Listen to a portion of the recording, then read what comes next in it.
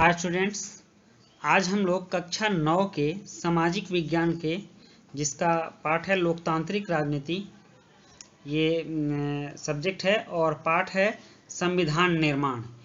इसका हम लोग वर्कशीट करेंगे और ये वर्कशीट नंबर है 11।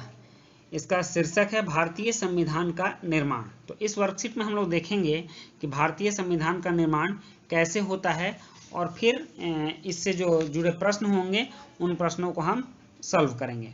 तो देखते हैं, कह रहा है कि भारत जैसे विशाल और विविधता वाले देश के लिए संविधान का निर्माण करना कोई आसान काम नहीं था, जबकि इसी दौरान भारत और पाकिस्तान का बंटवारा भी एक दिल दहलाने वाला अनुभव था।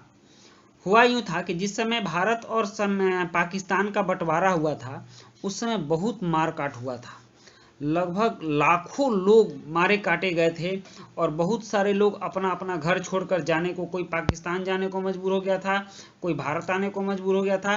तो इस तरह से बहुत बड़ी घटना घटी थी और इन सभी घटना के बीच एक बड़ी मुश्किल बात थी कि हमारे संविधान का निर्माण करना था, अपने देश के लोगों के लिए अपना कानून बनाना था। तो ये सब कैसे हुआ? इन सारी मुश्किलों के बावजूद एक अच्छी बात यह थी कि आज़ादी की लड़ाई के दौरान ही भविष्य के भारत के संविधान निर्माण के बारे में चिंतन मनन होने लगे थे। जैसे कि नेहरू रिपोर्ट पहले बना था और संविधान सभा की मांग की गई थी, कैबिनेट मिशन आया था और फिर संविधान सभा का गठन हुआ। ये सब आज़ादी के पहले ही ये सब कार्यक्रम शुरू हो गए थे। तो इस समय के दस्तावेजों में भी, दस्तावेज मतलब जो कागज थे, आज़ाद भारत के संविधान में सार्वभौमिक वयस्क मताधिकार, मतलब पहले क्या, आज़ादी से पहले के जो दस्तावेज थे, संविधान निर्माण की बातें थीं, उन सभी बातों में भी सार्वभौमिक वयस्क मताधिकार, मतलब सार्वभौमिक वयस्क मताधिकार उसको कहते हैं कि सभी वर्ग के वयस्कों को मत देने का अधिकार, सभी वर्ग के वयस्कों को मत मतलब वोट देने का अधिकार है जो होता है, उसी को सार्वभौमिक वयस्क मताधिकार कहते हैं। और स्वतंत्रता मतलब सबको स्वतंत्रता मिलनी चाहिए।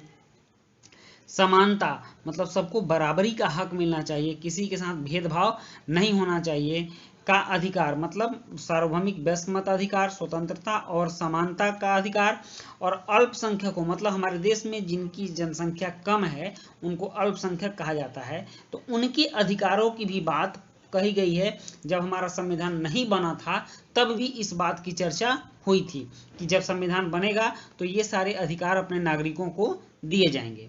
इससे संविधान सभा की बैठकों से पहले सभी नेताओं में कुछ बुनियादी मूल्यों पर सहमति बन चुकी थी, मतलब जितने भी पार्टी के नेता थे सारे कुछ इन सभी विषयों पर, सार्वभौमिक वयस्क मताधिकार, स्वतंत्रता, समानता, अल्पसंख्यकों के अधिकार, इन सभी बुनियादी मूल्यों पर कुछ सहमति बना लिए थे कि जब हमारा संविधान बनेगा तो इस तरह की बातें हमारे संविधान में होंगी और उसको हम लोग अपने संविधान में शामिल करेंगे।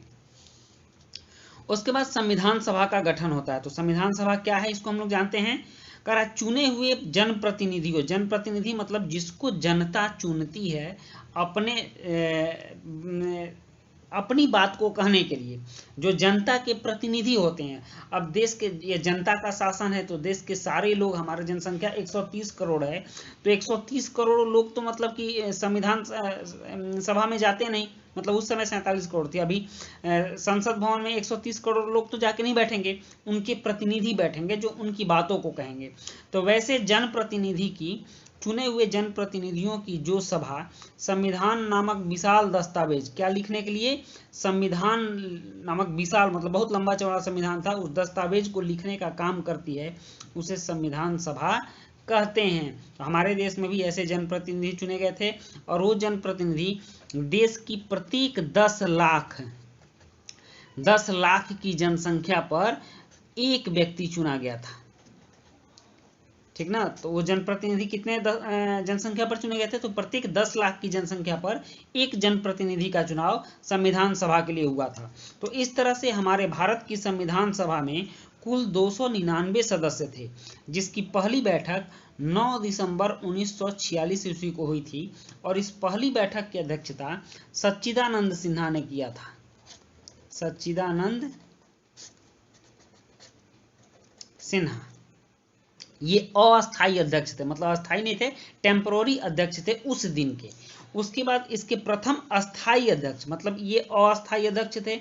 याद रखिएगा कि अस्थायी अध्यक्ष कौन था, तो सच्चिदानंद सिन्हा थे। और संविधान सभा के अस्थायी अध्यक्ष कौन थे, तो डॉक्टर राजेंद्र प्रसाद थे, जो आगे चलकर स्वतंत्र भारत के प्रथम राष्ट्रपति भी हुए, ये हम लोग जानते हैं। और आगे संविधान सभा की विभिन्न समितियों के समक्ष संविधान की प्रत्येक धारा पर कई बार चर्चा की गई।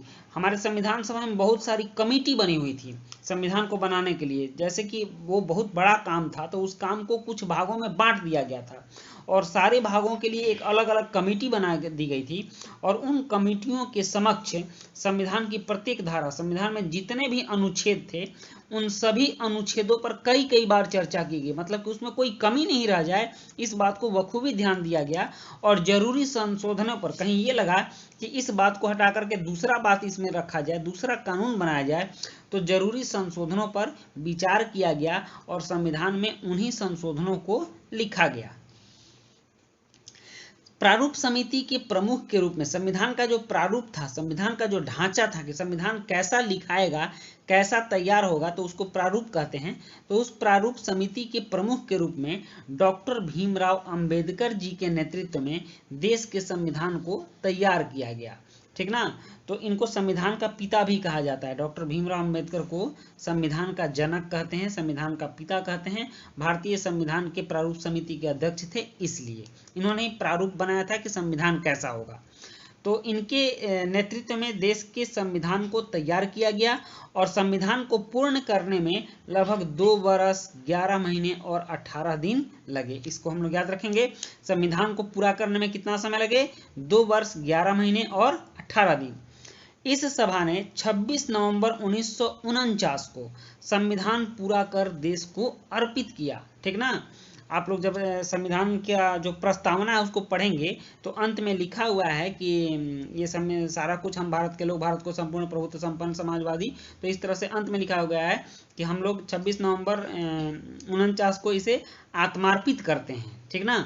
और 26 नवंबर 1949 को ये बन के तैयार हो गया, लेकिन 26 जनवरी 1950 को इस संविधान को पूरे देश में लागू कर दिया गया। उस समय से इसके जितने भी नियम कानून थे, सारे नियम कानून लागू हो गए, जिसे हम हर साल गणतंत्र दिवस के रूप में मनाते हैं। किस दिन को, तो 26 जनवरी को गणतंत्र दिवस मनाते हैं।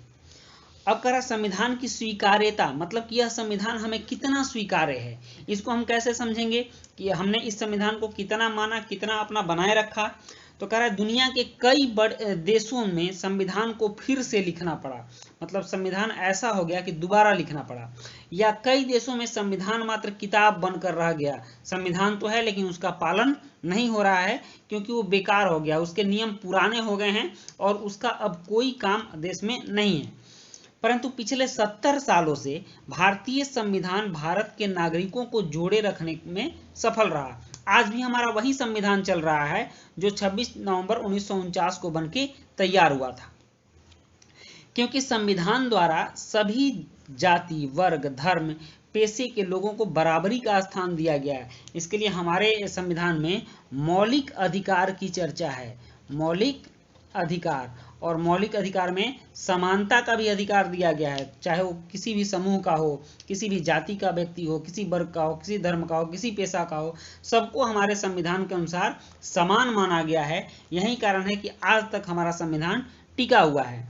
और साथ ही सार्वभौमिक वयस्क मताधिकार, सार्वभौमिक वयस्क मताधिकार मतलब वयस्क होने पर किसी भी जाति, पाति, धर्म, पेशा का व्यक्ति हो, अगर वो 18 वर्ष का हो जाता है तो उसको वोट देने का अधिकार प्राप्त हो जाता है। इसी को सार्वभौमिक वयस्क मताधिकार कहा गया है, कि मान्यता दी गई जो आज़ादी से पहले हम लोगों को नहीं थी। ये वोट देने का अधिकार, अपना सरकार चुनने का अधिकार हम लोग को आज़ादी से पहले नहीं मिला था।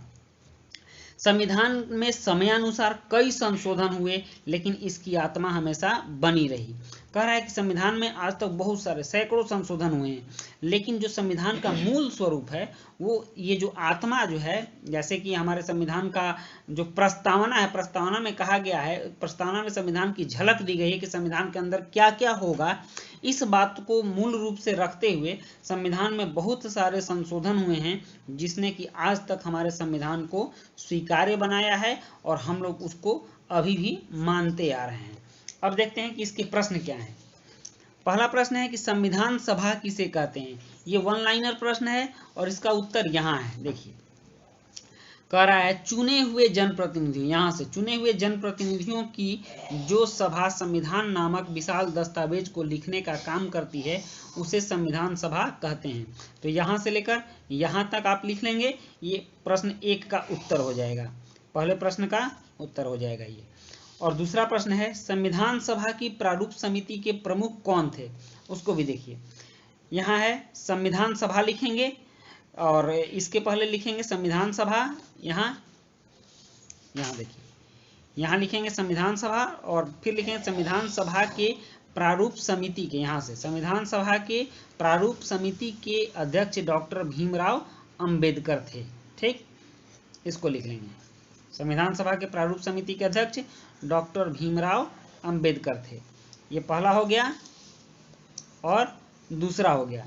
तीसरा प्रश्न है हमारे देश में संविधान कब लागू किया गया। तो ये भी यहाँ स्पष्ट रूप से है कि 26 जनवरी 1950 को इस संविधान को पूरे देश में लागू किया गया। तो हम लिखेंगे हमारे देश में 26 जनवरी 1950 को इस संविधान को लागू किया गया। और चौथा प्रश्न है यदि आपको अपने विद्यालय के लिए एक संविधान बनाने को कहा जाए तो आप किन किन बातों का ध्यान रखेंगे। तो इसका उत्तर थोड़ा लंबा होगा, इसलिए मैंने इसको अलग से लिख लिया है। तो देखिए क्या होगा इसका उत्तर। चौथे प्रश्न का उत्तर होगा कि विद्यालय के संविधान में निम्न विषयों या बातों का ध्यान रखा जाना चाहिए। क्या क्या होना चाहिए। तो विद्यालय में शिक्षण छात्र केंद्रित हो, मतलब छात्रों को जो रुचि लगे और छात्रों का विकास कैसे हो, इस तरह का शिक्षण होना चाहिए, इस तरह की पढ़ाई होनी चाहिए। दूसरा है छात्रों के सर्वांगीण विकास, मतलब शैक्षिक विकास ही नहीं, शारीरिक विकास, बौद्धिक विकास, मानसिक विकास, सारे विकास, इसी को सर्वांगीण विकास कहते हैं। तो छात्रों के सर्वांगीण विकास को ध्यान में रखते हुए शिक्षण क्रियाकलाप हो, मतलब पढ़ाई ऐसी हो कि उनका सारा विकास हो, शारीरिक विकास भी हो, मानसिक विकास भी हो, बौद्धिक विकास भी हो, शैक्षणिक विकास भी हो। इस तरह के रूटीन विद्यालय में होने चाहिए। और तीसरा, सभी तरह के छात्रों को अपने कक्षा को प्रतिनिधित्व करने, मतलब मॉनिटरिंग करने का अवसर मिले। ये सभी विषय विद्यालय के संविधान में होना चाहिए। तो इस तरह से आपका ये वर्कशीट 11 जो है वो समाप्त होता है। और आगे भी इस चैनल पर आपके वर्कशीट आते रहेंगे, इसलिए आप लोग इस चैनल को ज़्यादा से ज़्यादा सब्सक्राइब करें और अपने दोस्तों के बीच भी शेयर करें।